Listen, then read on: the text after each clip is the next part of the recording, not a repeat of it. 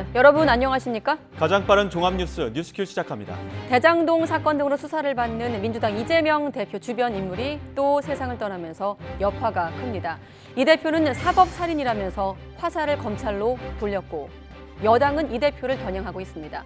유서를 포함해서 지금까지 확인된 내용 위주로 정리해보고 여야 반응으로 이어가겠습니다. 서울 강남의 성형외과에서 환자들이 찍힌 영상이 유출됐습니다. 수술실은 물론 탈의실 영상까지 온라인에 유출돼 논란이 확산하는 가운데 의료계도 발칵 뒤집혔습니다. 잠시 뒤 알아봅니다. 네, 어제 숨진 채 발견된 이재명 대표 경기도지사 시절 첫 비서실장이었던 전모 씨는 유서를 남기기도 했습니다. 이재명 대표는 이제 정치를 내려놓으시라는 내용과 함께 검찰의 수사를 받는 게 억울하다고 남긴 것으로 전해지고 있습니다. 고인은 네이버 측 요구를 받아 성남시와 조율하는 일을 맡아서 성남FC 사건에서 이 대표의 공범으로 조사를 받고 있었습니다. 취재기자 연결해 알아보겠습니다. 이준엽 기자. 네, 사회일보입니다. 네, 숨진 전 씨의 유서가 발견됐는데 어떤 내용입니까? 네, 이재명 민주당 대표의 경기도지사 시절 비서실장이었던 전모 씨의 유서가 자택에서 발견됐는데요. YTN 취재 결과 6쪽 분량의 유서엔 이재명 대표가 거론된 것으로 파악됐습니다. 특히 이 대표를 언급하며 이제는 정치를 내려놓으시라는 내용이 담긴 것으로 전해졌습니다. 또 유서의 전체적인 취지는 열심히 일했을 뿐인데 검찰 수사를 받아 억울하다는 내용인 것으로 알려졌습니다. 경찰은 유서 내용과 유족 조사를 바탕으로 전 씨가 극단적 선택을 한 것으로 추정하고 있습니다.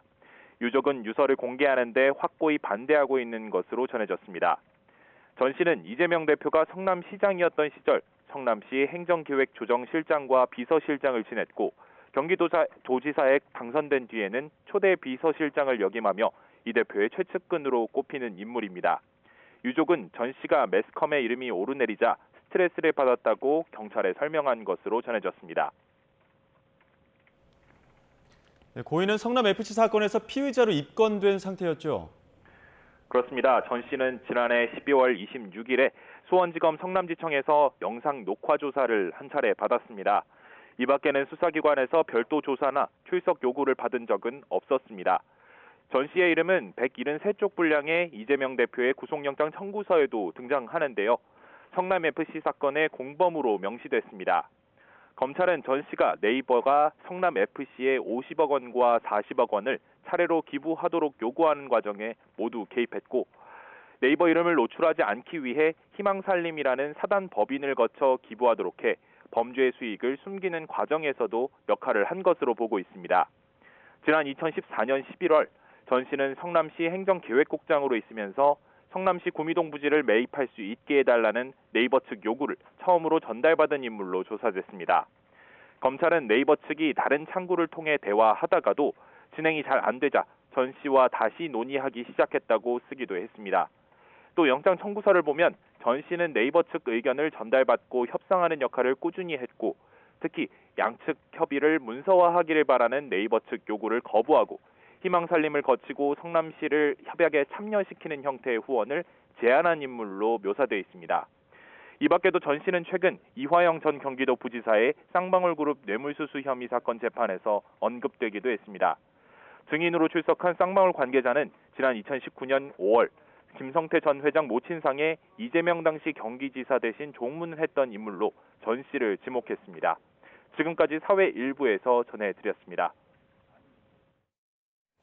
네, 이재명 민주당 대표가 자신의 전 비서실장 사망을 검찰의 과도한 수사 때문이라고 언급한 데 대해 유동규 전 성남도시개발공사 기획본부장은 본인 책임부터 돌아보라고 말했습니다.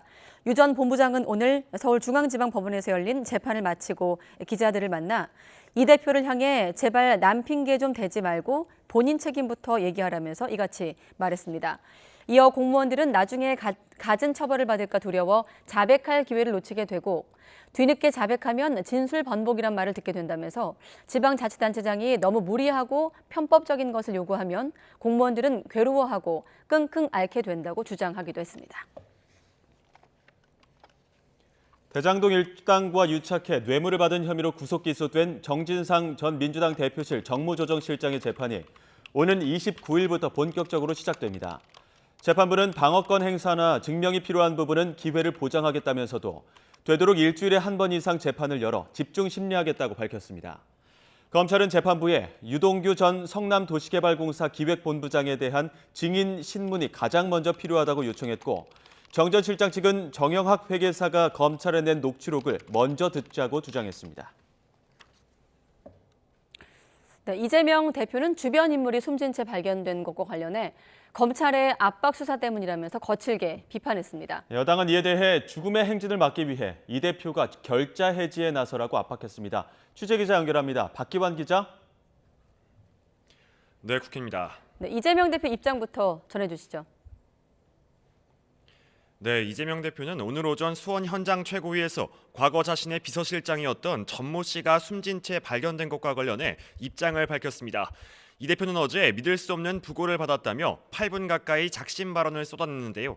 먼저 자신이 만났던 공직자 가운데 가장 청렴하고 유능하고 성실했다고 전 씨를 소개했습니다. 그러면서 단 한 차례 전 씨를 조사했다는 검찰 발표와 달리 전 씨가 반복적인 검찰 수사를 받았고 이 때문에 매우 힘들어했다고 전했습니다. 또 윤석열 검찰의 수사는 목표물을 잡을 때까지 이어지는 사냥이라며 검찰이 없는 사실을 조작해 증거를 들이대니 빠져나갈 길이 없어 극단적 선택을 한 것이 아니냐고 비판했습니다. 특히 자신의 주변 사람들이 억울한 죽음을 정치 도구로 활용하지 말라며 강도 높은 발언을 쏟아냈습니다. 직접 들어보시겠습니다. 이게 검찰의 과도한 압박 수사 때문에 생긴 일이지 이재명 때문입니까? 그야말로 광기입니다. 광기. 검찰의 이 미친 칼질을 도저히 용서할 수 없습니다. 다만 이 대표는 전 씨가 자신을 향해 정치를 내려놓으라는 취지로 썼다고 전해진 유서에 대한 취재진의 질문에는 아무 답변도 하지 않았습니다. 일단 이 대표는 오늘 오후 예정된 일정을 모두 취소하고 숨진 전 씨의 빈소를 찾겠다고 밝혔는데요. 유족과의 협의, 빈소 준비 등 문제로 3시간 가까이 빈소에 들어가지 못한 채 인근에서 대기하고 있습니다. 유족들이 이 대표의 조문을 받아들일지는 조금 더 지켜봐야 할 것으로 보입니다. 네, 국민의힘 반응도 전해주시죠. 네, 국민의힘은 전 씨에 대해 이재명 대표의 범죄 혐의에 대한 꼬리 자르기의 희생양이라며 거칠게 비판했습니다. 그러면서 이 대표가 직접 죽음의 행진을 막는 결자 해지에 나서라고 거치 표명을 압박했습니다. 들어보시겠습니다. 이재명 대표를 둘러싸고 있는 죽음의 그림자가 연속되고 있어서 섬뜩한 느낌을 금할 수가 없습니다. 민주당 대표로서 과연 직무를 수행하는 것이 적합한지에 대한 많은 심사숙고가 필요하지 않겠나 생각합니다. 국민의힘은 또 민주당이 쌍특검을 추진하는 데 대해서도 이 대표 부정부패 혐의로부터 국민의 시선을 돌리려는 것이라고 깎아내렸습니다.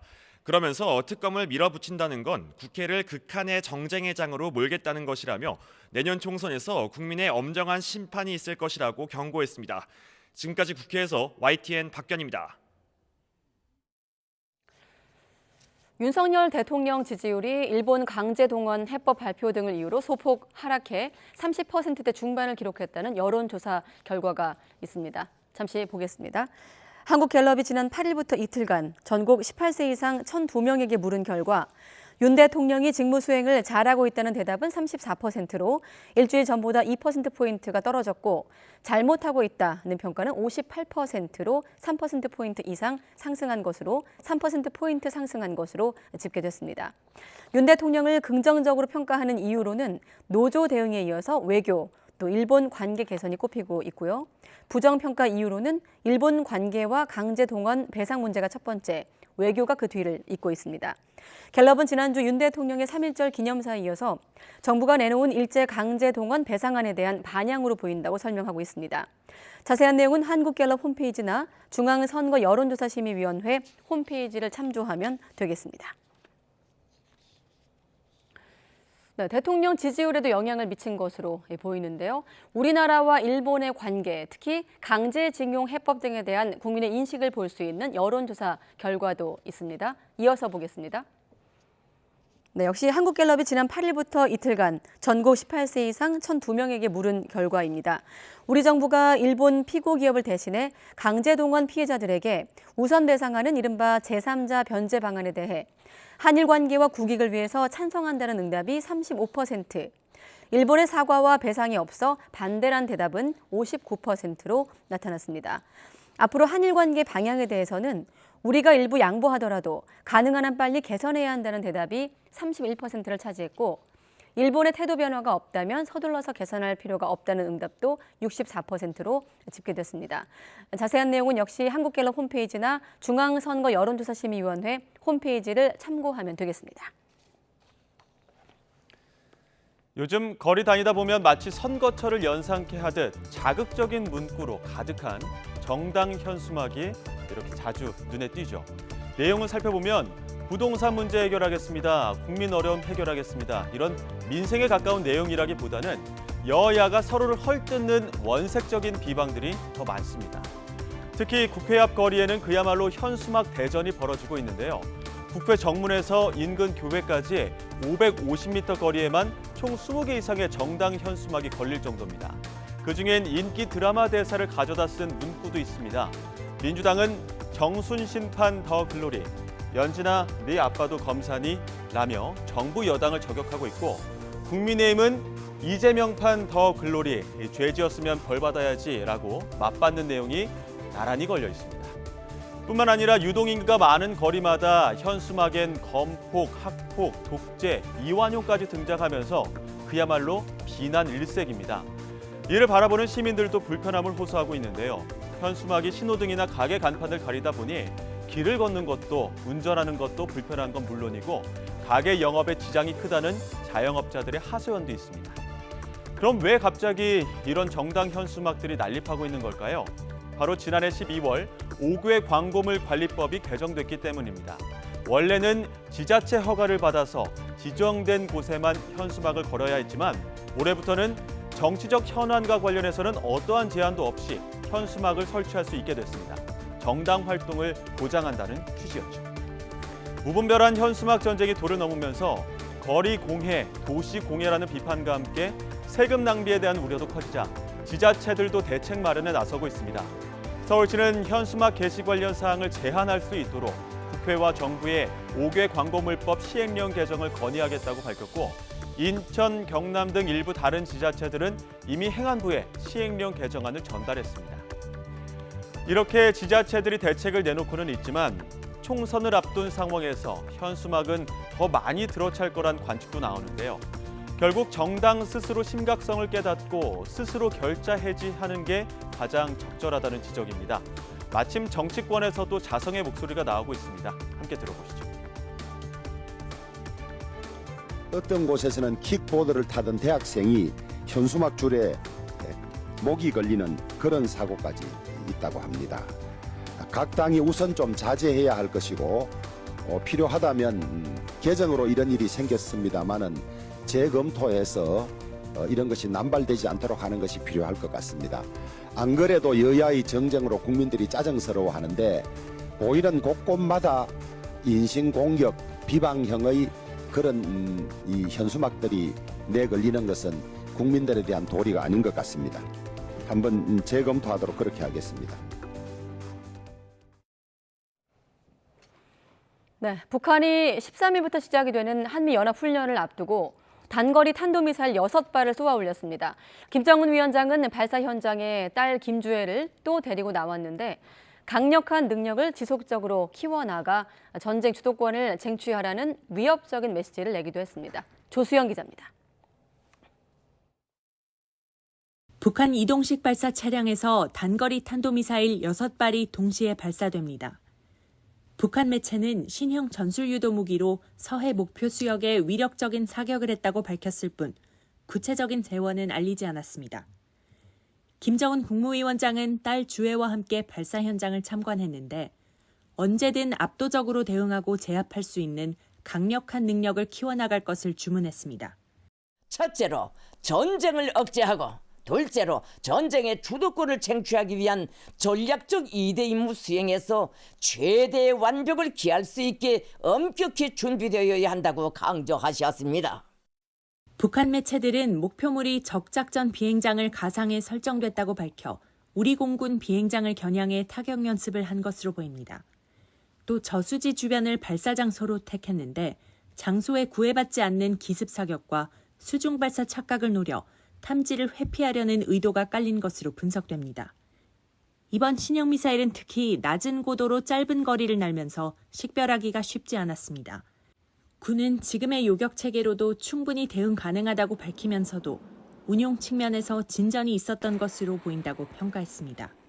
발사 형태의 어떤 진전적인 모습이라기보다는 그만큼 고도를 낮게 했기 때문에 한국군 레이더에 잘 탐지가 되지 않았고 요격하기 좀 까다롭게 하기 위해서 많은 양을 동시에 발사할 수 있는 능력을 과시한 것이라고 보여집니다.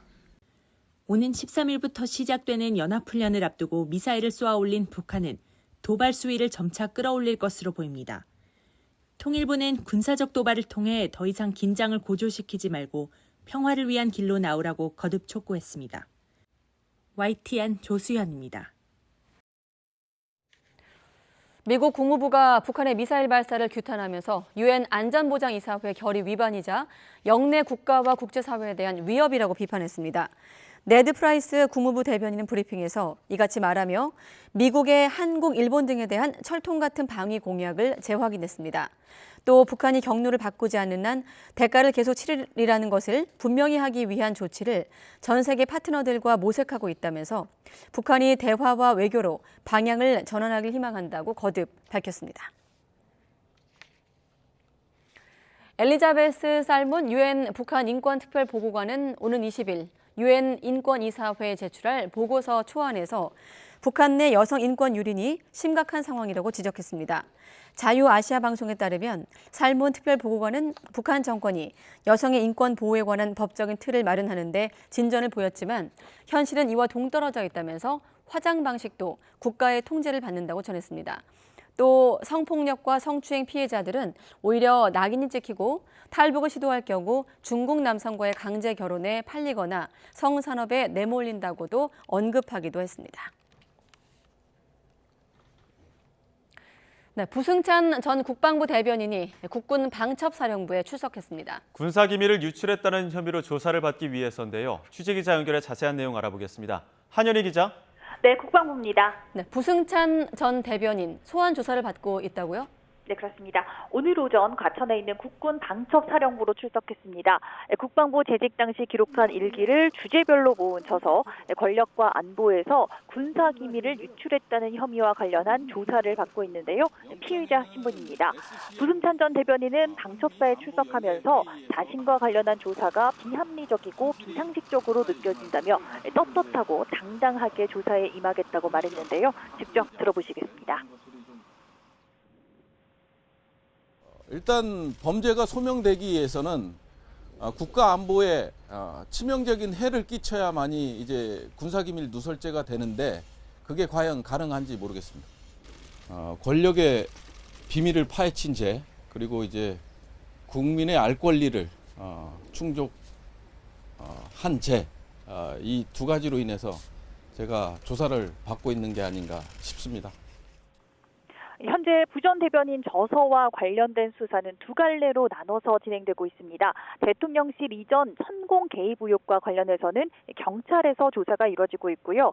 군사기밀보호법 위반 혐의에 관해서는 방첩사가 조사를 진행하고 있습니다. 책에서 국방부 또는 군 내부의 비공개 회의나 당국자와의 대화 내용 등 군사적으로 민감한 정보를 실은 것이 문제 소지가 있다는 건데요. 부 전 대변인은 어제 출석 일정을 알리는 SNS에서도 어느 부분이 군사기밀에 해당하는지 모르겠다며 국방부가 군사기밀이라고 추정하고 있는 한미회담 내용도 책 내용보다 구체적으로 보도된 내용을 인터넷에서 확인할 수 있을 것이다 이렇게 주장했습니다. 앞서 방첩사는 지난달 23일에는 부 전 대변인의 자택 등을 압수수색하고 국방부는 지난 3일 부 전 대변인의 저서에 대해 판매 금지 가처분 신청을 제출하기도 했습니다. 지금까지 국방부에서 전해드렸습니다. 네, 기독교 복음 선교회 이른바 JMS를 다룬 다큐멘터리 나는 신이다가 최근 화제 혹은 논란이 되고 있습니다. JMS 교주인 정명석 총재의 성범죄 등 조직 내 여러 문제가 폭로되면서 JMS와 관련된 인물이나 단체를 찾아내자는 움직임도 확산하고 있는데요. 대검찰청을 상징하는 조형물도 JMS 신도 작품이라는 주장이 나왔습니다. 강민경 기자가 보도합니다. 불의를 감시한다는 의미를 담은 조형물, 서 있는 눈입니다.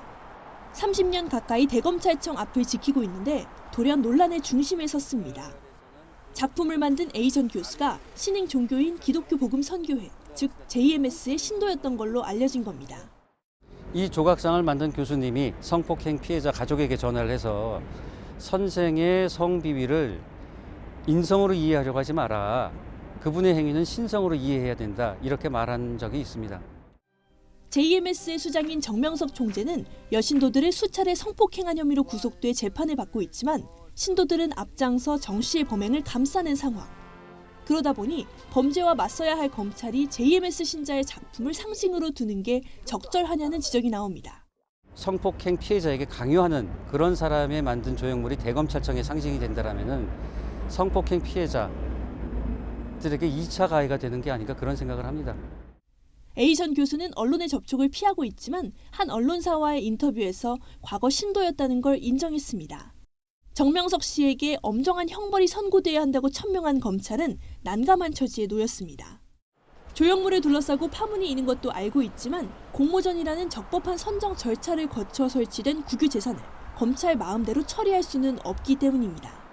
이런 가운데 JMS 관련 단체를 찾아내야 한다는 움직임도 확산하고 있습니다. 총재 정 씨의 필체의 간판을 내건 교회나 대학교별 JMS 동아리 명단이 온라인을 중심으로 공유되고 있습니다. 피해자들은 JMS 신도들이 사회 곳곳에 퍼져 있고 이들이 교단 내부 문제를 은폐하고 있다고 주장합니다. 피해 증언이 계속해서 나오는 데다 검찰도 추가 수사를 예고한 만큼 관련 논란은 한동안 이어질 걸로 보입니다. YTN 강민경입니다. 기독교 복음 선교회 정명석 총재의 구속기간 만료를 앞두고 검찰이 구속 연장 방안을 검토하고 있습니다. 대전지방검찰청은 경찰이 수사 중인 한국인 여성 3명에 대한 정 씨의 성범죄 혐의 중 일부와 관련해 먼저 추가 기소할 가능성도 있다고 밝혔습니다. 이미 징역 10년을 선고받아 복역하고 출소한 정 씨는 지난 2018년 2월부터 3년여에 걸쳐 해외 국적 신도 2명을 20여 차례 성추행하거나 성폭행한 혐의로 다시 재판에 넘겨졌지만 혐의를 부인하고 있습니다. 한밤중에 서울 도심을 질주하며 시민들의 안전을 위협한 폭주족들이 무더기로 경찰에 붙잡혔습니다. YTN이 확보한 영상을 보면 무면허로 고개 운전을 한 건 물론이고 순찰차를 들이받고 도주하기까지 했는데 대부분이 10대였습니다. 황보혜경 기자가 보도합니다. 지난해 11월 10일 새벽 오토바이 수십 대가 요란하게 음악을 틀고 도로를 달립니다. 신호 무시는 기본, 차선을 이리저리 넘나들며 고개 운전을 하는 오토바이들. 단속 나온 순찰차 앞을 가로막고 경찰을 향해 욕설까지 퍼붓습니다. 급기야는 순찰차를 들이받더니 동승자를 내버려 둔 채 도주합니다. 이들은 서울과 경기 등 수도권은 물론 강원도에서도 원정 온 폭주족. 당시 2시간 넘게 오토바이를 타고 서울 도심을 마음대로 누볐습니다. 경찰은 무법 질주를 주도한 10대 A씨를 먼저 체포한 뒤 압수한 휴대전화를 통해 나머지 가담자들도 찾아냈습니다. 모두 25명이 붙잡혔는데 대부분이 SNS를 통해 만난 10대였습니다. 경찰 추적을 피하려 번호판을 가리거나 아예 떼어버리기도 했고 무면허 운전을 한 경우도 있었습니다. 강원도 팀, 서울 팀, 부천 팀, 이게 전국구예요. 그러니까 또 무등록 오토바이도 있었고 그리고 무면허인 애들도 있었고. 경찰은 도로교통법 위반 등 혐의로 폭주족 전원을 검찰에 넘긴 뒤 추가 범행이 있는지도 조사하고 있습니다. YTN 황보혜경입니다. 네, 서울 강남의 한 유명 성형외과 진료실 등에서 촬영된 IP 카메라 영상이 유출돼 논란이 일고 있습니다. 경찰은 해킹 가능성을 염두에 두고 사실관계를 확인하고 있지만 해당 영상이 빠르게 온라인상에서 확산하면서 2차 피해도 우려되는 상황입니다. 이 내용 포함한 사건 사고 손수호 변호사와 이야기 나눠보겠습니다. 어서 오십시오. 네, 안녕하세요. 안녕하십니까? 자, 오늘 변호사님과는 대체 IP 카메라 영상이 얼마나 보안에 취약한지, 또 유출될 경우 어떤 처벌이 좀 가능한지 알아볼 텐데, 일단 이 병원에서 환자들의 치료 모습이 촬영된 영상이 무단 유출돼 논란이 일고 있습니다. 개인적인 좀 상황들이 많이 들어가 있더라고요. 그렇습니다. 보도에 따르면 이제 수십 명의 얼굴이 공개되고 있다. 이런 이야기들이 있고요. 예. 여기에 더해서 유명 연예인까지 있다라는 소식도 있어요. 특히 이 확산 속도가 대단히 빠를 수 있습니다. 또한 경찰과 방심위가 이 영상을 차단하고 있습니다만 네. 이게 주로 해외 불법 사이트를 통해서 계속해서 유출되고 있거든요. 그렇다면 아무래도 이제 우리 국가기관 차원에서는 좀 실효성 있는 조치를 취하는 게 어려운 그런 한계가 있기 때문에 이 피해가 더 크게 번질 것이 우려되고 있습니다. 우리가 흔히 하는 그 CCTV랑 IP 네. 카메라 또 다른 개념인 거잖아요. 그렇습니다. 영상을 촬영한다는 측면에서는 동일하죠. 예. 네. 카메라 렌즈를 통해서 촬영을 하는 건데 네. 기본적으로 굉장히 좀 큰 차이가 있습니다. 이 스튜디오에도 지금 둘러보니까 여러 대의 카메라가 있는데 네. 일단 그 CCTV는 클로즈드 서킷, 그러니까 폐쇄 회로입니다. 예. 즉 외부와는 일단 단절이 돼 있는 거죠. 차단이 돼 있는 거죠. 네. 반면 IP 카메라는 촬영을 한다는 거는 비슷합니다만 기본적으로 외부 인터넷망과 연결이 돼 있습니다. 예. 그러면 이 둘의 차이는 무엇이냐? 이제 IP 카메라를 CCTV 카메라와 비교해 볼 때 장점과 단점이 다 있어요. 네. 우선 장점은 가격이 더 저렴합니다. 그리고 설치도 용이하고 IP 관리도 카메라가. 수월하죠. 예, 그렇습니다. 네. 반면 보안상의 단점이 있습니다. 즉 누군가 불법적인 행동을 통해서 접속을 해서 해킹을 통해 영상 자료를 뽑아갈 수 있거든요. 네. 그런 단점이 있는데 최근에 사무실이라든지 업무 공간뿐만 아니라 가정에서도 이런 IP 카메라를 설치해서 여러 가지 이점을 누리고 있는데 네. 지금 이 성형외과 사건처럼 누군가 유출하거나 또는 외부에서 해킹을 한다면 상당히 큰 문제가 발생할 수 있는 거죠. 네, 예. IP 카메라란 말은 좀 낯설지만 설명을 들어보면 최근에 말씀하신 대로 뭐 아이 돌봄 문제, 네. 또 노인 돌봄 문제, 애완동물까지 좀 맞습니다. 목적으로 쓰는 분들이 계실 것 같기 때문에 이번 네. 뉴스 보시고 놀라신 분들도 많으실 것 같습니다. 자, 경찰이 여러 가능성을 염두에 놓고 있는데 일단은 IP 카메라로 찍힌 만큼 아까 보안에 취약하다고 말씀하셨거든요. 해킹 가능성을 좀 염두에 두고 있는 것 같아요. 그렇습니다. 이 해당 병원도 처음에 이 영상의 유출 사실을 몰랐다고 해요. 네. 그러다가 보도가 이루어지고 또 경찰이 이 부분 수사를 시작하니까 이제 병원 차원에서 자료를 제공했다고 하는데요. 네. 또한 경찰도 현장 조사를 이미 시행했고요. 근데 여러 가지 가능성이 있었습니다. 우선 첫 번째는 누군가 몰래 이 카메라를 설치해서 촬영한 거 아니냐. 그래서 처음에 이 뉴스를 접한 다음에 그런 생각을 했는데 네. 알고 보니 이 병원 차원에서 공식적으로 설치를 한 카메라였습니다. 예. 그렇기 때문에 이른바 몰래 카메라는 아니었고요. 네. 근데 그렇다 하더라도 왜 어쩌다가 이렇게 영상이 유포됐는지 여기에 대해서는 또 가능성이 또 나뉩니다. 우선 첫 번째, 내부자의 유출 가능성이 있어요. 즉 이렇게 IP 카메라를 설치해서 이런 영상 자료가 남아있다. 그렇다면 이거를 몰래 가지고 나가서 유포하고 기타 그로 인한 이익을 얻자라는 생각을 한 내부자 또는 물리적으로 접근할 수 있는 사람의 소행 가능성이 있고요. 네. 또 이 IPTV의 특성상 뭐 국내뿐만 아니라 전 세계 어디에서든 인터넷망을 통해서 해킹을 할 수 있습니다. 따라서 현재 경찰은 이제 외부의 소행, 네. 즉 이런 해킹을 통해서 영상을 몰래 가져가서 이렇게 유포한 거 아니냐, 이쪽에 무게중심을 두고 현재 조사를 벌이고 있습니다. 병원 입장에서는 CCTV를 달을 수도 있는 건데 네. 이게 왜 IPTV 네. 카메라를 달았는지 그리고 또 뭐 환자 동의를 받고 촬영한 건지 이런 네. 부분들도 좀 해명이 돼야 될 것 같은데 어떤 입장입니까? 그렇습니다. 일단 이 병원 관계자가 고의적으로 이렇게 촬영을 해서 그 영상을 사적으로 이용한 정황은 현재 드러나지 않고 있습니다만 네. 이렇게 문제가 생겼다면 제대로 관리하지 못한 거 아니냐, 너무 안이했던 거 아니냐, 이런 비난을 현재 피하기는 힘들어 보이고요. 또한 네. 조금 전에 그 진행자의 지적대로 뭔가 명쾌하지 않습니다. 현재까지 대답이. 이런 부분들이 우려를 더 크게 만드는데 이 병원은 사실 2017년부터 예. 이제 자발적으로 이 카메라를 설치했습니다. 그런데 이게 누군가 설치하라고 해서 억지로 한 게 아니고요. 예. 일종의 그 홍보 차원에서 한 겁니다.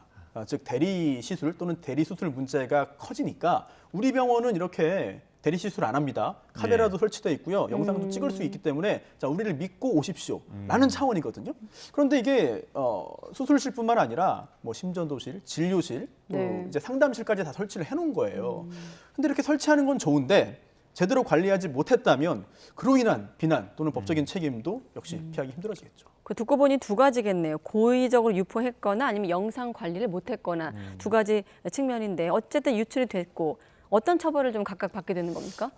네. 일단 누군가 이거 불법적으로 촬영을 했거나 또는 불법적으로 이렇게 그 해킹을 했을 경우에는 성폭력 처벌법이 있죠. 성폭력 범죄 처벌 등에 관한 특례법에 있는 카메라 등 이용 촬영죄로 처벌을 받습니다. 그런데 2020년에 새롭게 신설된 처벌 규정이 있어요. 즉 단순히 그 시청만 해도 현재는 이제 그 처벌 받도록 되어 있거든요. 근데 지금 예전에는 그런 단순 시청자에 대한 처벌 규정이 없었습니다만 2020년 5월 19일에 새로 신설된 그 조항에 따르면 이러한 불법 촬영물 또는 그 촬영물의 복제물을 소지하거나 구입하거나 저장하거나 또는 시청한 사람에 대해서 3년 이하의 징역 또는 3천만 원 이하의 벌금에 처할 수 있기 때문에 호기심 차원에서라도 이런 영상에 접근을 하거나 또는 찾아보거나 이렇게 보는 것 역시 범죄이기 때문에 절대로 해서는 안 되겠습니다. 유포하고 공유하는 건 물론이고 시청만 해도 처벌 대상이다. 이런 조금 전에 말씀드린 건 이제 단순 시청도 포함된 건데요. 사실은 그 전에도 이런 그 이른바 반포 등이라고 법률은 되어 있는데요. 뭐 반포, 판매, 임대, 제공, 전시 이런 행위들은 당연히 이제 엄하게 처벌을 하고 있습니다. 또 공교롭게도 오늘 9월부터 CCTV, 그러니까 수술실 내 CCTV 의무화 설치 법안이 이제 시행이 되는데 그걸 앞두고 있는 상황에서 이런 일이 퍼지니까 의료계에서는 거봐라, 이거 CCTV 설치하는 거 다시 한번 전면적으로 재검토해야 된다, 이런 목소리 내고 있거든요. 그렇습니다. 참 진통 끝에 법률안이 통과되고 이제 시행을 앞두고 있죠. 2년 유예 기간이 거의 다 끝나가고 있습니다. 자, 이런 상황에서 의료계의 목소리도 귀담아 들을 만해요. 당연히 처음에 영상 유출에 대한 문제 제기를 했고 또한 민감 정보가 생성되기 때문에 이거 어떻게 관리할 것이냐. 이렇게 관리할 때는 여러 가지 비용도 드는데 그 지원되는 예산도 부족하다. 이런 문제 제기를 했습니다. 그 부분도 귀담아 들을 만하고요. 그런데 엄밀히 보면 지금 이 사건은 의료법 개정된 의료법과 직접 관련은 없어 보입니다. 자, 왜냐하면 IP 영상이라서. 그렇습니다. 이미 이 문제는 법을 개정하는 과정에서 논의를 했어요. 따라서 개정된 의료법 내용을 보면은요. 이 저장 장치와 네트워크가 분리되도록 되어 있습니다. 즉 IP 카메라를 설치하면 안 돼요. 이거는 법 위반이고요. CCTV 말 그대로 지금 폐쇄로 TV를 설치하도록 되어 있거든요. 이런 부분들은 좀 정확히 분리해서 우리가 그 생각을 좀 해야 될 것 같습니다. 네, 아까도 얘기했지만 지금 이거는 병원에서 일어난 사건이지만 최근에 어떤 이런 영상에 대한 것들이 일반화되면서 가정에서도 쉽게 볼 수 있는 영상 장치거든요. 뭐 변호사님과는 오늘 법리적인 문제를 다루겠습니다만 영상의 보안 관리 문제는 좀 정책적이나 사회적으로 좀 고민해 볼 필요가 있겠다는 생각이 그래서 듭니다. 이제 가정에서 이런 IP 카메라를 이제 설치해서 사용하는데 사용하지 않을 때는 전원을 빼놓을 필요가 있고요. 그리고 또 최초의 비밀번호가 아주 단순하게 설정되어서 판매됩니다. 근데 이걸 잘 모르고 그냥 방치하는 경우가 있거든요. 따라서 구입한 후에 비밀번호를 좀 복잡하게 해킹을 막을 수 있도록 좀 변경을 해서 사용해야 되는데 지금 이 성형외과 병원도 만약에 그런 조치를 취하지 않았다고 한다면 그에 따른 책임을 또 질 수 있는 상황이 사실 되겠죠. 비밀번호 잊어버릴까 봐 좀 간단하게 하는 경우가 있는데 보안을 위해서라도 좀 복잡하게 해놓을 필요가 있겠네요. 네. 알겠습니다. 자, 그리고 이번엔 사고 소식인데 지난 8일 새벽입니다. 강원도에서 SUV 자동차가 운전 도중에 축대 벽을 들이받은 사건인데 일단 사건 개요부터 한번 다시 정리해보죠. 네, 3월 8일 새벽 5시가 되기 조금 전이었는데요. 이제 강원도 동해시의 구호동에서 당시 한 부부가 타고 있던 SUV 차량이 이제 벽을 아주 강하게 들이받았습니다. 당시 이 차량 안에 타고 있던 41살 아내가 먼저 이제 차량 밖으로 이제 구조됐고요. 그 다음에 남편 또 구조됐는데 남편이 현역 군인입니다. 이제 47세의 그 원사 계급의 남편인데 안타깝게도 아내는 사망했어요. 그리고 남편도 이 교통사고로 인한 온몸에 그 골절상을 입은 상태로 치료를 받고 있습니다. 지금 저는 처음에 이 사건 지금 그 뉴스 제목만 봤을 때는 보통 그냥 사고인가라고 했었는데 사고가 날 법한 그런 어떤 정황도 아니었어. 좀 미심쩍은 정황들이 많이 있었던 것 같아요. 그렇습니다. 교통사고가 발생하면 여러 가지 가능성이 있죠. 예. 첫 번째로는 운전 미숙인가. 예. 네, 그리고 또 혹시 음주 또는 약물의 가능성이 있겠고요.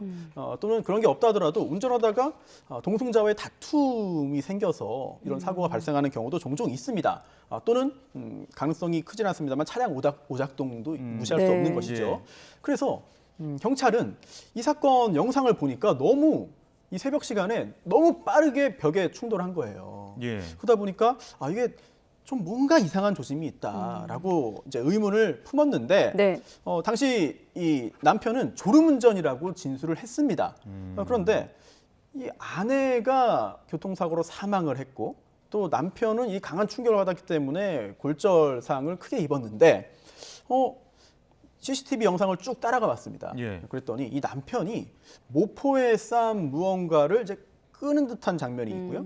그리고 이거를 그 차량 안으로 옮기는 듯한 그 장면들이 이제 포착이 된 거죠. 예. 그러다 여기에 더해서 사고가 난 지점을 그 전에 답사를 하는 것 같은 그런 영상도 이제 확보가 됐습니다. 네. 그러다 보니 이게 단순한 교통사고가 아니라 뭔가 숨겨진 사정이 있는 거 아니냐 이런 의문이 제기됐죠. 네, 그런 의문, 수사당국이 수상적인 부분으로 의심하고 있는 대목 중에 하나가 또 그 검시 과정에서 시신에서 발목 골절 등을 제외하면 교통사고로 인한 외상 흔적이 발견되지 않았다는 점도 이상하게 생각하고 있는 점 같아요. 그렇습니다. 진짜 아내의 시신을 보면은 발목 부분이 골절됐습니다. 그런데 네. 이게 개방성 골절이에요. 즉 안에서만 부러진 게 아니라 밖으로 이제 나온 예. 건데. 그렇다면은 출혈이 상당히 있어야 할 것 같습니다. 그런데 예. 실제로 현장에서는 출혈량이 그렇게 많지 않았대요. 이거는 물론 지금 단계에서는 단순한 추정입니다만 네. 혹시 교통사고로 인해서 사망한 게 아니라 그 전에 이미 사망했었기 때문에 이러한 교통사고로 인해서 설령 이 골절이 발생했다 하더라도 출혈이 거의 없던 거 아니냐. 예. 이런 의문을 제기할 수 있거든요. 따라서 당시 이거는 이제 그 검시라고 하는데요. 네. 이제 검시는 검안과 부검이 있습니다. 이제 칼을 써서 이제 해부를 하면은 그걸 부검이라고 하고 그냥 육안으로 이제 외부를 검사하는 걸 이제 검안이라고 하는데 검안을 통해서 현재 여러 가지 좀 의문점이 제기됐기 때문에 현재 그 부검 절차를 진행하고 있고요. 이 부검을 통해서 가장 먼저 사인을 밝혀야 됩니다. 그리고 그 사인과 함께 사망 시각을 좀 추정해야 되거든요. 예. 만약에 교통사고 이전에 사망했다면 그리고 교통사고가 아닌 다른 원인으로 사망한 것이 밝혀졌다면 도대체 누가 그러한 결과를 야기한 것이냐. 만약에 그게 살해라면 도대체 그 살해범은 누구냐 등을 찾아야 하겠고요.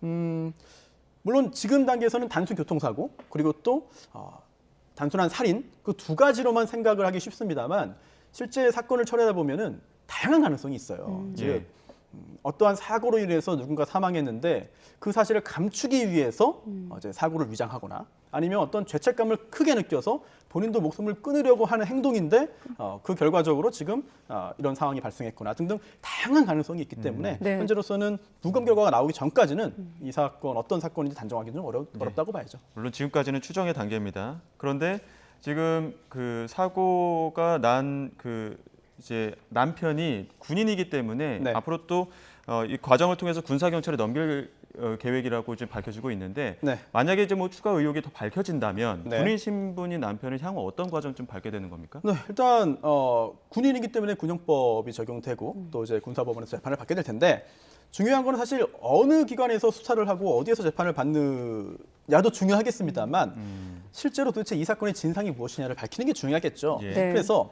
현재로서는 단순한 여러 가지 가능성의 나열입니다만 지금 영상을 많이 확보했습니다. 네. 그리고 또 교통사고 현장에 있던 사람이 2명으로 좁혀져 있습니다. 만약 다른 사람이 개입되어 있지 않다면 그 둘 사이에 어떤 갈등 요소가 존재하였는가. 특히 관련자가 좁혀져 있다면 확정돼 있다면 네. 그 둘 사이에 주고받은 여러 가지 그런 메시지라든지 이런 발언, 통화, 이메일 등을 통해서 이 관계를 확인할 수 있어요. 예. 그리고 또 경제 상황도 중요하고요. 그리고 또 보험 가입 여부도 중요하고 기타 이런 것들을 종합해 보면은 부검 결과와 함께 종합해 보면은 네. 사실 어렵지 않게 이 사건의 진상을 확인할 수 있지 않을까 기대됩니다. 네, 아무튼 수사를 하고 있기 때문에 당국의 어떤 추가적인 결과가 나오면 다시 보도하기로 하겠습니다.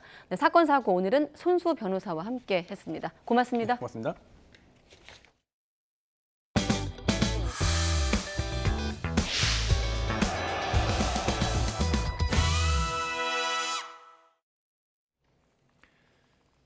오늘 남부지방은 낮 기온이 25도를 웃돌며 때 아닌 초여름 더위가 기승을 부렸습니다. 서울도 20도를 웃돌면서 올해 최고 기온을 기록했다고 하는데요.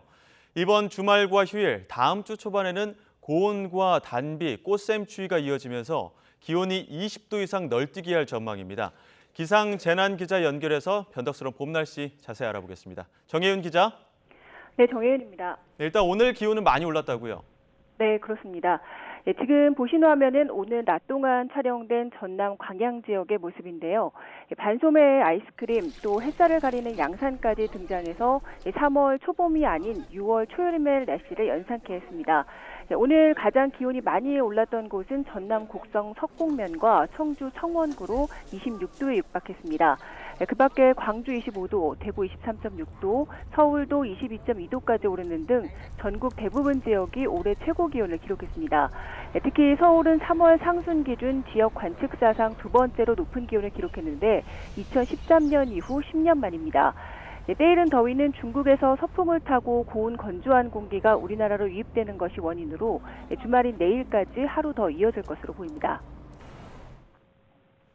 네, 내일까지는 고온이 이어지고 또 휴일에 단비 내린 뒤에는 영하권 꽃샘추위도 찾아온다고요?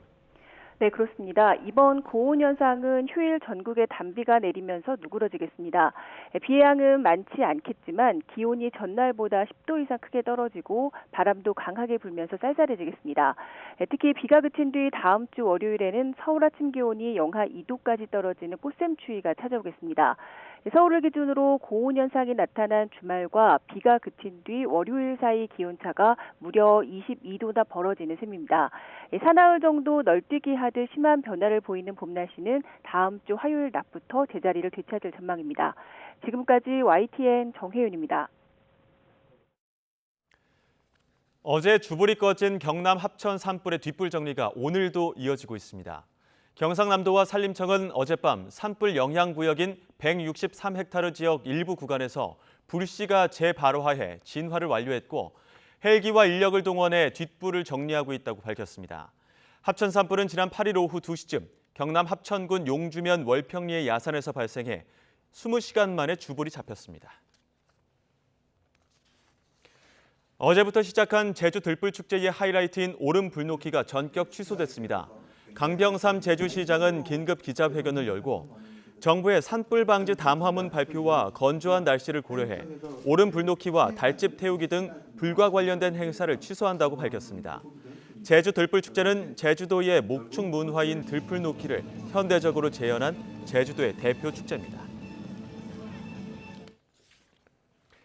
내일부터 중국발 입국자에 대한 입국 전 검사와 Q코드 의무화 조치가 모두 해제됩니다.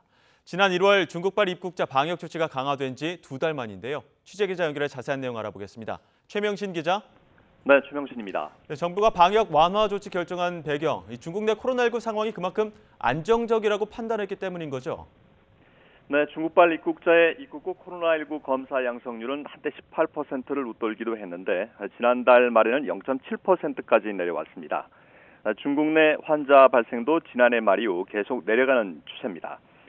세계보건기구 집계 결과 중국의 주간 신규 환자는 12월 마지막 주 4천만 명 정도에서 지난달 말 7만 7천 명까지 줄었습니다. 정부는 중국 내 상황이 춘절 연휴 이후에도 한 달 이상 안정세를 유지하고 있고 유전체 분석 결과 우려할 만한 신규 변이도 발생하지 않았다고 평가했습니다. 이에 따라 내일부터 중국발 입국자 대상 입국 전 PCR 검사와 Q코드 의무화 조치를 해제하기로 했습니다. 중국발 입국자 대상 방역 조치가 사실상 모두 해제되는 셈입니다. 앞서 정부는 중국 코로나 대유행에 대비해 지난 1월 중국발 모든 입국자에 대한 방역 조치를 강화했습니다. 1월 2일부터 PCR 검사를 의무화하고 단기 비자 발급도 일시 중단했습니다. 이후 중국 내 대유행이 하향 추세에 접어들자 정부는 지난달 11일 중국인에 대한 단기 비자 발급 중단을 해제했고 지난 1일엔 중국발 입국자에 대한 PCR 검사와 도착공항 일원화 조치도 해제했습니다. 오늘 신규 환자는 1,335명으로 어제보다 500명가량 적습니다. 일주일 전과 비교해 70여 명 적고 2주 전보다는 300명 정도 많아 정체기에 들어선 모습입니다. 금요일 기준으로도 6주 연속 10,000명대를 기록했습니다. 위중증 환자는 146명으로 전날보다 3명 늘었고 사망자는 12명 남았습니다. 지금까지 사회부에서 YTN 최명신입니다. 우리나라가 외국과 교역을 한 결과를 종합한 성적표인 지난 1월 경상수지가 사상 최대 적자를 기록했습니다. 반도체 수출 부진에 더해 해외로 나가는 여행객이 급격히 늘어난 영향이 컸습니다. 김지선 기자입니다. 지난 1월 경상수지가 역대 최악의 성적표를 받았습니다. 45억 2천만 달러 적자로 통계 집계를 시작한 1980년 1월 이후 가장 큰 규모입니다. 지난해 11월 2억 2천만 달러 적자에서 12월 간신히 흑자로 돌아섰는데 한 달 만에 다시 추락한 겁니다. 가장 큰 비중을 차지하는 상품 수지가 74억 6천만 달러 적자를 기록한 게 컸습니다. 역시 역대 최대 규모로 반도체 수출이 지난해 같은 기간에 43.4%나 줄어든 게 뼈아팠습니다. 해외로 나가는 여행객이 늘면서 서비스 수지도 적자폭을 키웠습니다. 여행 수지는 지난해 같은 기간과 비교해 3배로 증가한 반면 운송 수지 흑자폭은 크게 줄었습니다. 그나마 국내 기업이 해외 현지 법인에서 받은 배당 수익이 늘면서 충격을 줄였습니다. 한국은행은 지난달부터 2차 전지와 승용차 수출이 호조를 보이고 중국인 관광객도 늘고 있다며 이후 지표는 개선될 거로 내다봤습니다. 2월에는 그 규모가 53억 1천만 달러로 73억 4천만 달러가 축소되었습니다. 그래서 2월에는 상품 수지가 상당폭 개선될 걸로 보입니다. 정부는 당분간 흑자와 적자를 오가는 들쑥날쑥 성적표는 이어질 수 있지만 올해 경상수지가 연간 200억 달러 흑자를 달성할 거로 전망했습니다. YTN 김지선입니다. 대통령실이 어제 홈페이지 국민참여토론 코너를 통해 월 2,500원인 KBS TV 수신료를 전기요금과 분리 납부하는 방안을 공개 토론에 붙였습니다. 대통령실은 가정 대부분에서 별도 요금을 내고 IPTV에 가입하거나 넷플릭스 같은 OTT를 보는데 전기요금에 의무적으로 수신료를 내게 하는 방식은 개선이 필요하다는 의견이 국민 제안을 통해 제기됐다고 설명했습니다. 대통령실은 다음 달 9일까지 의견을 들어 관련 부처에 전달할 계획입니다. 네, 최근에 전세보증금을 돌려받지 못한 피해 임차인이 정부 대책을 비판하며 극단적 선택을 하는 일이 벌어지자 정부가 추가 지원 방안을 내놨습니다. 긴급 주거 선택권을 확대하는 내용 등이 담겼는데 피해 임차인들은 정부가 보증금을 먼저 갚아주고 구상권을 청구하는 방식을 도입해야 한다고 주장했습니다. 최기성 기자입니다. 전세보증금 7천만 원을 돌려받지 못한 피해 임차인 A씨가 지난달 말 정부 대책이 실망스럽다는 유서를 남기고 숨졌습니다. 이후 피해자 모임과 시민단체는 A씨를 추모하며 정부 책임을 성토하고 나섰습니다. 정부가 책임져라! 이에 대해 국토교통부는 피해 임차인과 간담회를 진행한 뒤 의견을 수렴해 추가 대책을 마련했습니다.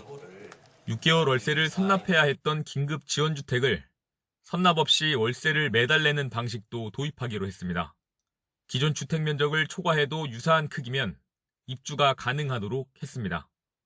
경매 절차가 진행 중이라도 피해가 확실하면 조건부 확인서를 미리 발급해줍니다.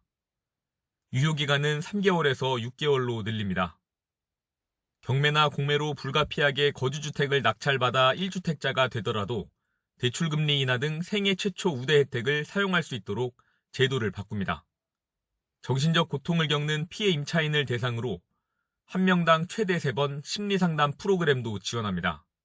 기존에 발표했던 대책들을 운영하면서 손톱 및 가시 같았던 불편한 점들을 개선하는 방안이라고 이해하시면 되겠습니다. 피해 임차인들은 이번 대책에 대해 늦었지만 의미 있는 조치라고 평가하면서도 미흡한 점이 많다고 지적합니다. 보증금 채권이나 피해 주택을 정부가 우선 매입하는 방안을 도입해야 한다는 겁니다. 정부는 이거를 재난으로 인정하고 적극적으로 대처를 하셔야 된다고 생각합니다. 보증금 채권 매입이나 피해주택 매입 정책 살펴주시기 바랍니다. 지난 2021년 발생한 전세보증 사고액은 5,700억 원이었지만 지난해에는 1조 1,000억 원대로 증가했습니다. YTN 최기성입니다.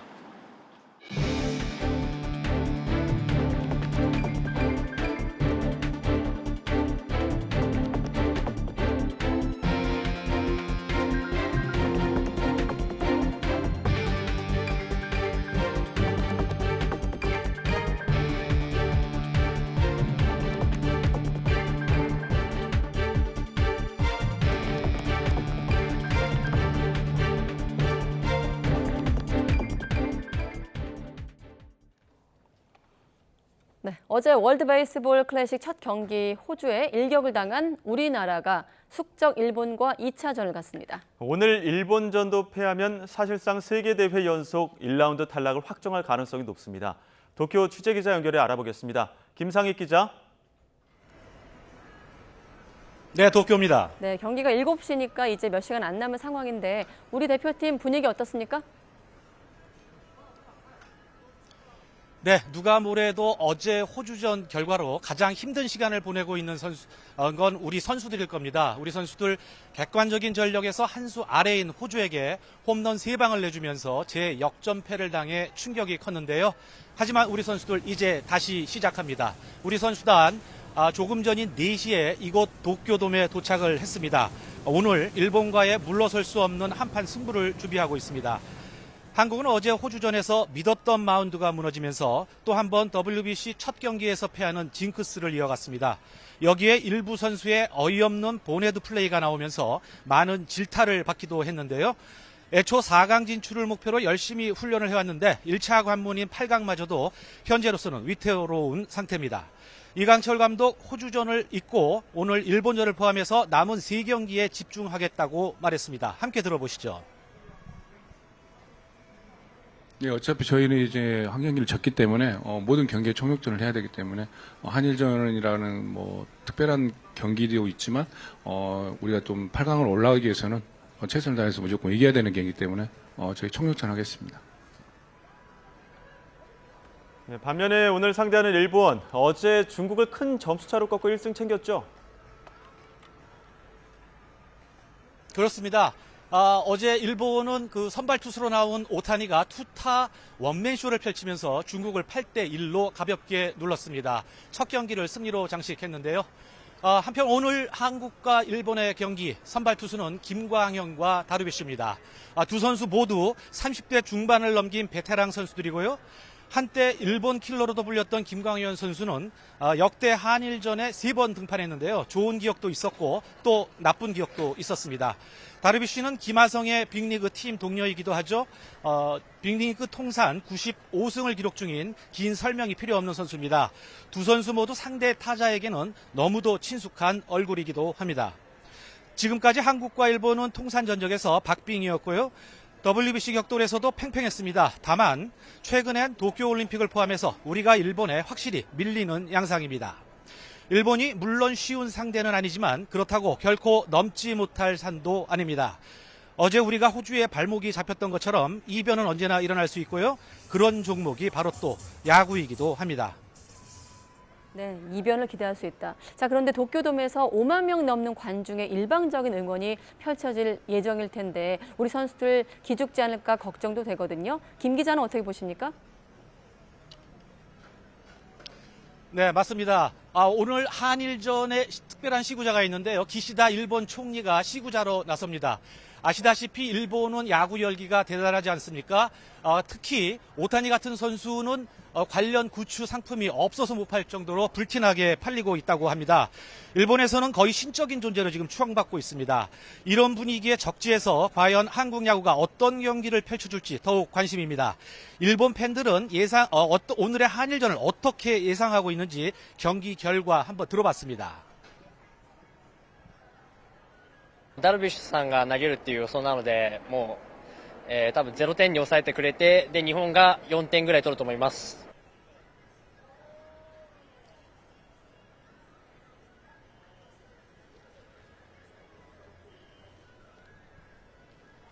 네, 하지만 우리에게도 원정 응원단이 있습니다. 비록 그 숫자는 미약하지만 분명 선수들에게 힘이 될 겁니다. 서포터즈로 나선 유희관 전 두산 베어스 투수의 응원 한번 들어보시죠. 전력이 일본이 우위에 있다고 워낙 또 멤버들이 좋기 때문에 일본이 또 우위에 있다고 생각할 수 있지만 저희 또 한일전은 뭐 누구나 아시다시피 가위바위보도 질 수 없는 그런 대결이고 저희 뭐 한국 선수들이 무조건 이길 것이라고 믿고 있고 예, 안타깝게도 예선 리그 단 한 경기만에 한국 야구가 지금 벼랑 끝에 몰려 있습니다. 오늘 한일전, 숙명의 한일전을 통해서 드라마틱하게 기사회생하길 기대해 보겠습니다. 지금까지 도쿄돔에서 YTN 김사익입니다.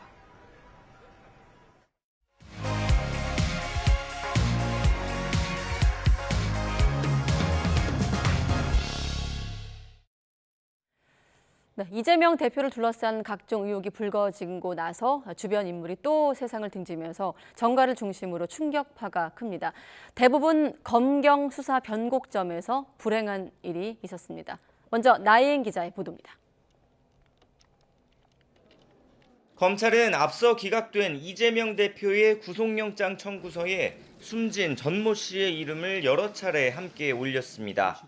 과거 성남시 행정기획국장으로 일하며 이 대표와 네이버 사이에서 성남FC 후원금 유치 실무를 담당했다고 적시했습니다. 이 대표의 공범으로 지목돼 검찰의 불구속 기소가 임박한 시점에 고인은 세상을 떠났습니다. 대장동 사건에서도 흐름은 비슷했습니다. 유동규 전 본부장과 함께 성남도시개발공사 실세로 꼽혔던 고 유한기 전 본부장은 재작년 12월 민간업자들에게 뒷돈을 받은 혐의로 구속영장이 청구된 다음 날 숨진 채 발견됐습니다.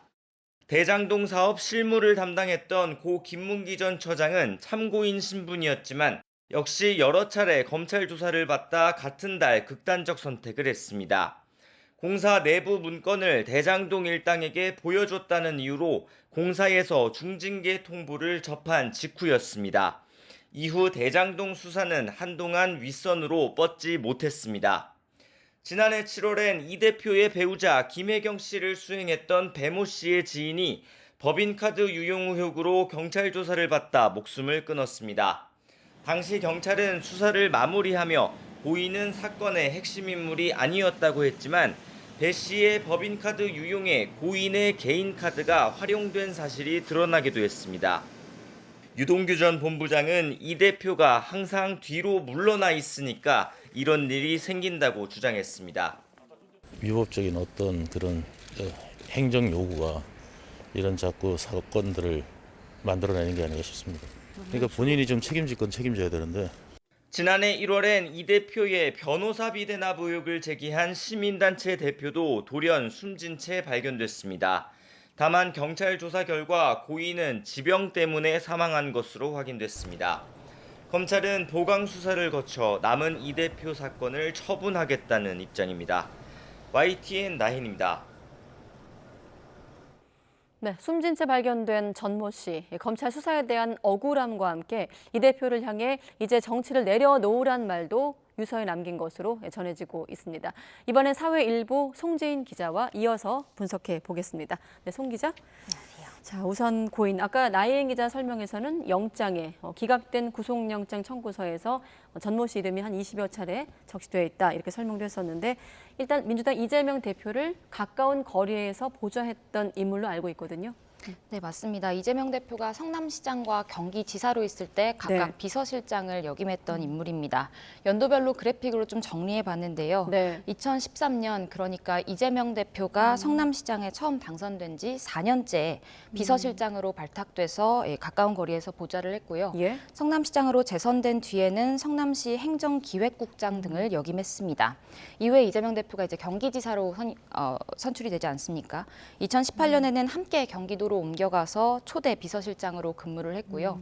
이후에는 2019년 7월부터는 경기주택도시공사 GH로 보통 부르는데 네. GH 경영기획본부장으로 임명됐고 작년 12월 말에 퇴직하면서 공직에서 물러난 인물입니다. 네. 뭐 조심스럽습니다만 현재까지 경찰은 전 씨가 극단적 선택을 한 것으로 추정하고 있는 겁니까?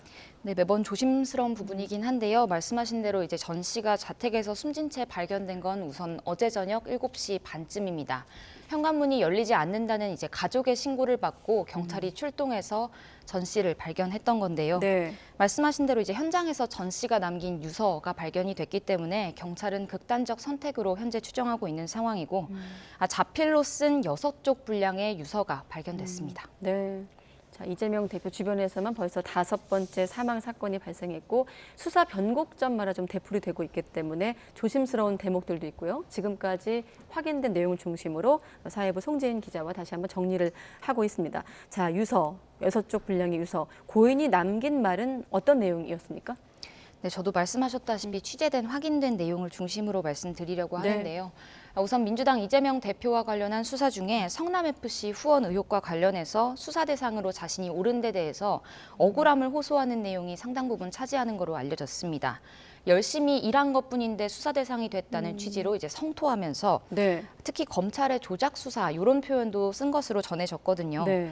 이와 함께 이재명 대표도 유서에 직접 언급을 했었는데 YTN 취재 결과 더 이상의 희생은 없어야 하지 않겠냐라고 말하면서 이 대표를 향해서 정치를 내려놓으시라는 취지의 말도 유서에 남긴 것으로 파악됐습니다. 더 이상의 희생은 없어야 한다라면서 정치를 포함해 다 내려놓으시라는 유서 내용을 전해줬는데, 자, 전 씨가 유서에 남긴 말들, 물론 이재명 대표도 자신의 입장을 밝히면서 이 유서에 대한 언급은 없었습니다만 어떻게 좀 해석이 가능할까요?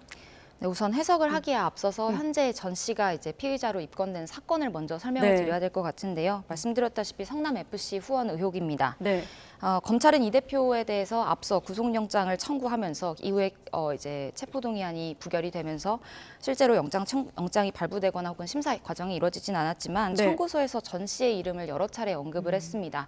이제 그래픽으로 준비를 했는데요. 주요 내용을 좀 발췌해왔는데 성남시가 인허가를 내주는 대신에 네이버가 성남FC에 후원하도록 협상하는 과정에서 전 씨가 이재명 시장, 당시 시장의 의사를 전달하는 창구로서 역할을 했다고 공소장에 적시를 했고요. 네. 특히 네이버의 성남FC 후원 과정에서 좀 주목할 만한 점은 네이버가 직접 후원하는 게 외부에 노출되지 않도록 사단법인 희망살림을 중간에 끼워 넣는 방식으로 이루어졌다고 검찰은 보고 있는데 네. 이걸 조율하는 과정에서도 전 씨가 중간에서 여러 의사를 전달하는 창구 역할을 했다라고 검찰은 구속영장 청구서에 적시를 했고요.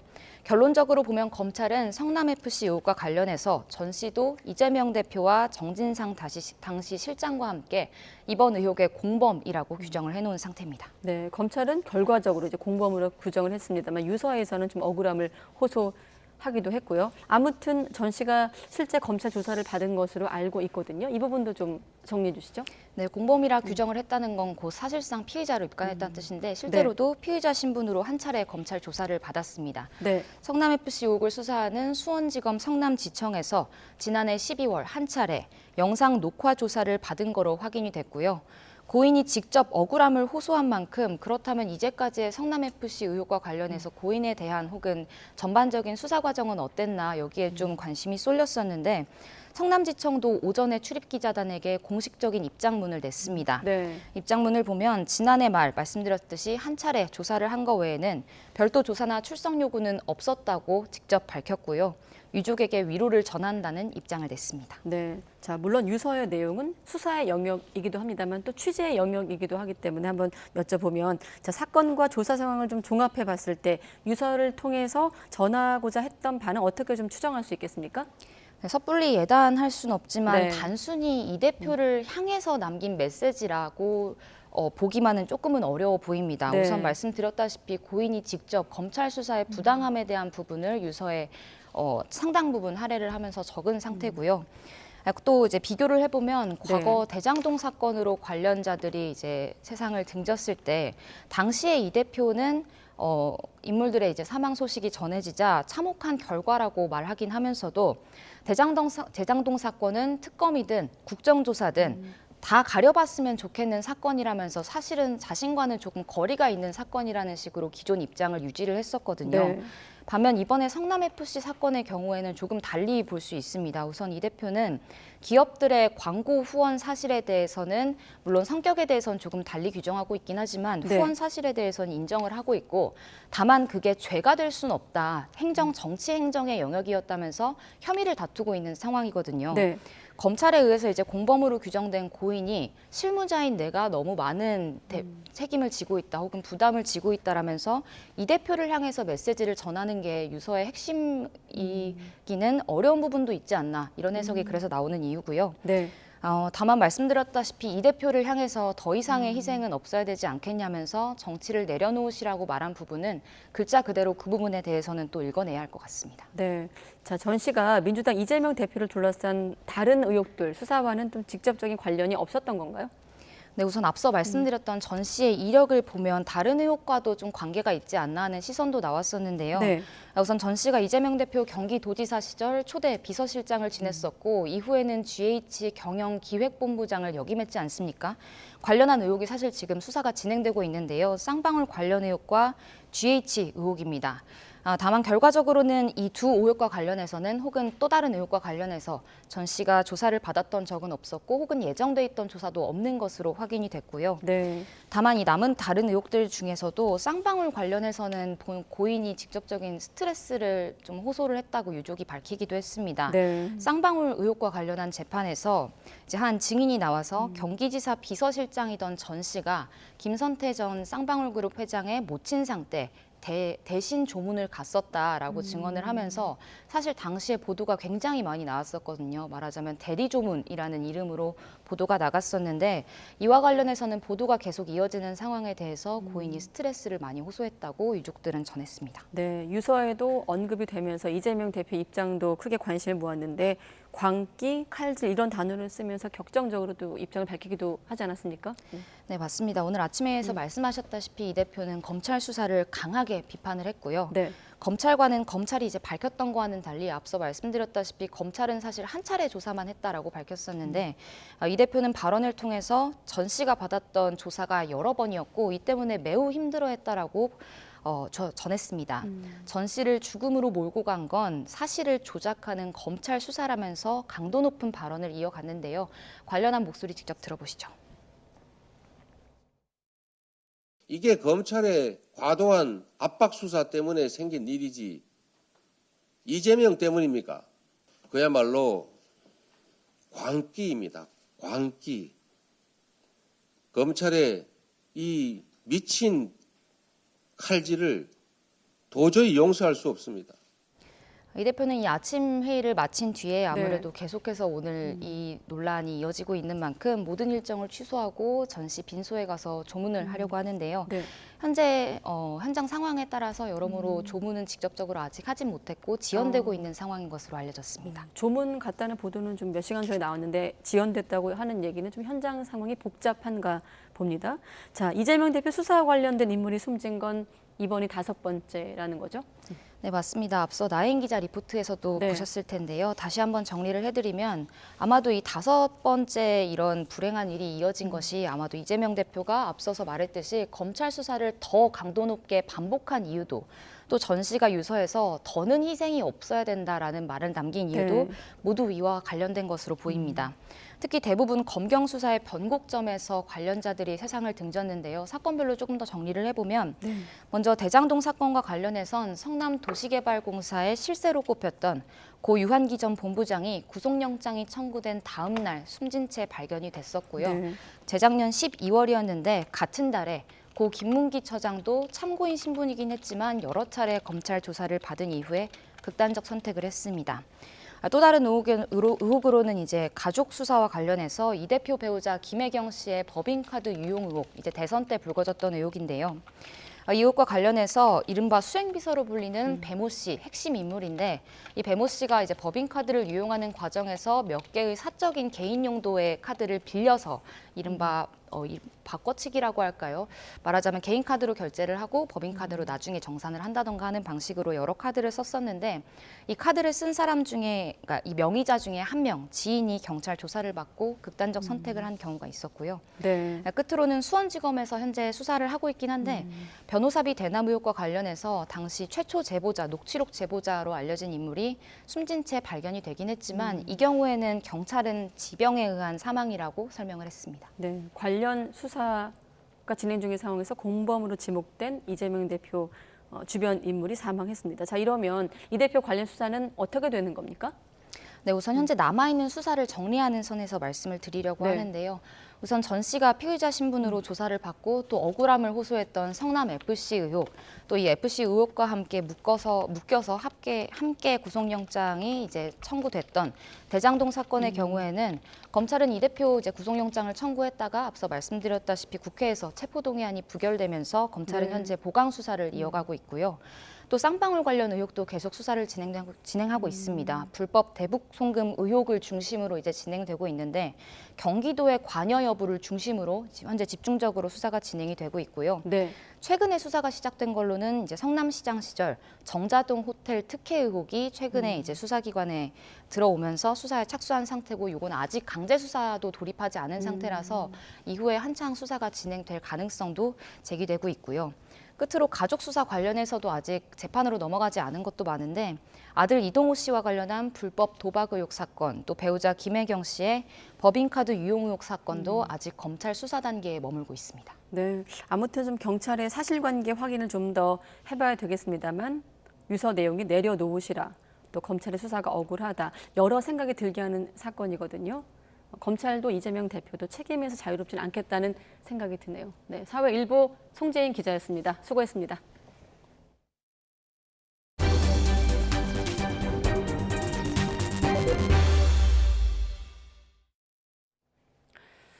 네, 인천의 한 농협 조합장이 여직원들을 상습적으로 성추행한 혐의로 검찰의 수사를 받게 됐다는 소식 YTN이 보도해 드렸는데요. 해당 조합장이 최근 치러진 선거에서 3선에 올랐는데 노동청 요구에도 꿈쩍하지 않던 농협중앙회가 취재가 시작이 되자 징계위를 소집하기로 했다고 밝히고 있습니다. 김다연 기자가 취재했습니다. 인천의 한 지역 농협으로 축하 화환이 연달아 배달됩니다.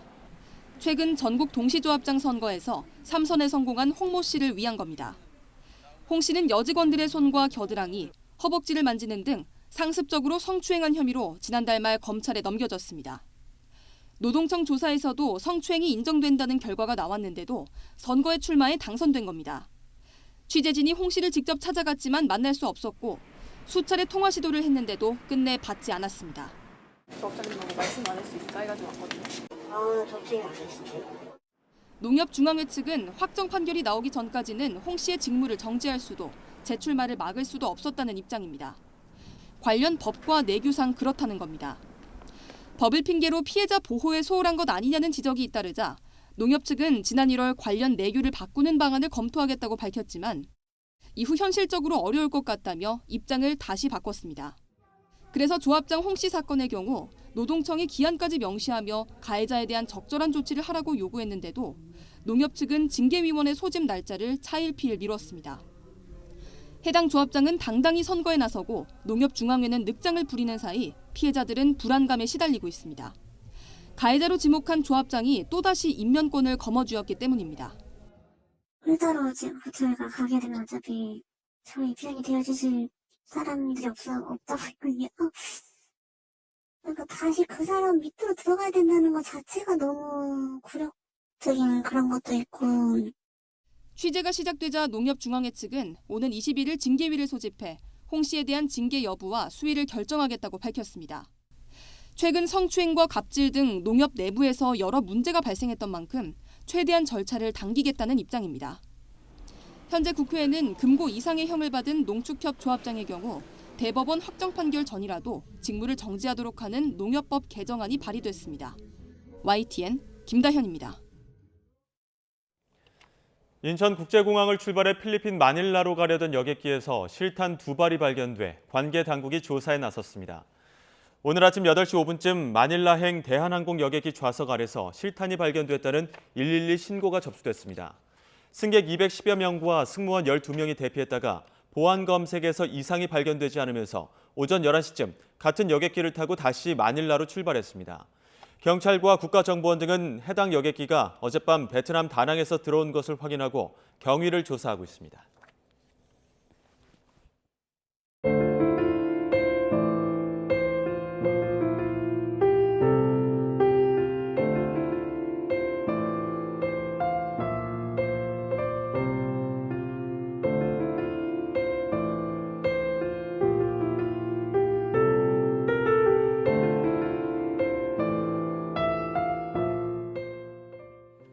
네, 안개에 잠긴 서울의 모습이었는데 밤사이 짙은 안개가 끼면서 곳곳에서 사고도 잇따랐습니다. 오늘 오전 10시 20분쯤 인천 송도동에 있는 도로에서 좌회전을 하던 덤프트럭과 반대편 도로에서 직진하던 1톤 트럭이 충돌했습니다. 1톤 트럭 운전자 30대 남성 A씨가 의식을 잃은 상태로 구조돼 병원으로 옮겨졌습니다. 경찰은 사고 당시 안개가 심해 A씨가 신호를 분간하지 못했을 가능성에 염두를 두고 정확한 경위를 파악하고 있습니다. 짙은 안개로 인천항 선박 운항이 통제되고 항공기 운항도 일부 차질을 빚었습니다. 인천항은 오늘 새벽 1시쯤부터 인천과 백령도, 연평도를 비롯해 섬들을 잇는 선박 입출항이 모두 통제됐습니다. 인천공항도 인천과 일본 도쿄, 오사카를 오가는 항공 4편이 결항하고 다른 여객기의 출발이 지연되기도 했습니다. 네, 대구시의회가 선거법 위반으로 구속이 된 시의원에게 매달 수백만 원의 의정비를 지급해 논란이 일고 있습니다. 여론에 밀려 뒤늦게 의정비를 주지 않으려고 조례를 바꾸고 있지만 이미 준 돈은 돌려받을 수 없을 것으로 보입니다. 김근우 기자가 취재했습니다. 전태선 대구시의원은 지난해 11월 당선된 지 5달 만에 구속됐습니다. 지역구 모임에 마스크를 기부하고 고가의 금 열쇠를 선물하는 등 선거법 위반 혐의를 받고 있습니다. 그런데 대구시의회는 전 의원이 구속된 뒤에도 세금으로 의정비를 계속 지급했습니다. 전 의원은 옥중에서도 넉 달 동안 1,300만 원이 넘는 의정비를 받았습니다. 구치소에서 의정활동도 하지 않으면서 세금을 받아 챙긴 겁니다. 대구시의원 한 명에게 지급되는 의정비는 월정 수당 340여만 원과 의정활동비 150만 원. 구속되면 활동비는 주지 않지만 2배가 넘는 월정 수당은 제한 규정이 없습니다. 논란이 커지자 시의회는 조례를 개정해 수당을 주지 않기로 의견을 모은 거로 알려졌습니다. 무노동 무임금이 원칙이 아니냐, 의원이라고 별다를 수 있느냐 하는 요 내용이었기 때문에 그 부분은 좀 확대간부회의에서 내용이 나와야 되지 않나 싶은 그런 생각입니다. 그러나 뒤늦게 지급을 중단한다고 해도 이미 받아간 1,000만 원이 넘는 혈세는 돌려받을 수가 없습니다. 앞서 국민권익위에서도 구속된 지방의원의 의정비 지급을 문제 삼았는데 전국 광역의회 중 의원이 구속됐을 때 월정 수당을 주지 않는 곳은 한 곳도 없었습니다. YTN 김근우입니다. 네, 천조국, 미국이 1,100조 원, 역대 최대 규모의 국방 예산을 짰습니다. 이런 예산안을 의회에 요청한 미국 정부는 중국 견제를 우선순위에 놓고 러시아, 북한의 위협에도 대비하겠다고 밝혔습니다. 김태영 기자입니다. 미국 바이든 행정부가 의회에 제출한 2024년 회계연도 예산안에서 사상 최대 규모의 국방비를 책정했습니다. 8,420억 달러, 우리 돈 1,111조 원에 이릅니다. 지난 회계연도 국방 예산보다 3.2%인 260억 달러, 34조 원이 늘었습니다. I'll not allow the cuts the needs of the intelligence community or our military that help keep us safe. We're the greatest fighting force in the history of the world. 미국의 억제력을 유지 강화하기 위해 국방전략 보고서에 따라 중국의 도전을 우선순위에 놓았다는 설명입니다. 우크라이나를 침략한 러시아, 그리고 북한, 이란의 지속적인 위협에 대응한다는 점도 강조했습니다. 미국 정부는 동맹의 안보를 지키기 위한 핵 억제력 유지 예산으로 377억 달러, 약 50조 원을 책정했습니다. 이를 통해 대륙간 탄도미사일과 잠수함 발사 탄도미사일, 전략 핵폭격기 등 미국의 3대 핵 전력과 나토의 전략적 억제, 그리고 핵 현대화 프로그램을 지원한다는 겁니다. 미국은 한국과 달리 의회가 예산 편성과 심의 권한을 갖지만 정부가 요청한 예산안이 중요한 기초 자료가 됩니다.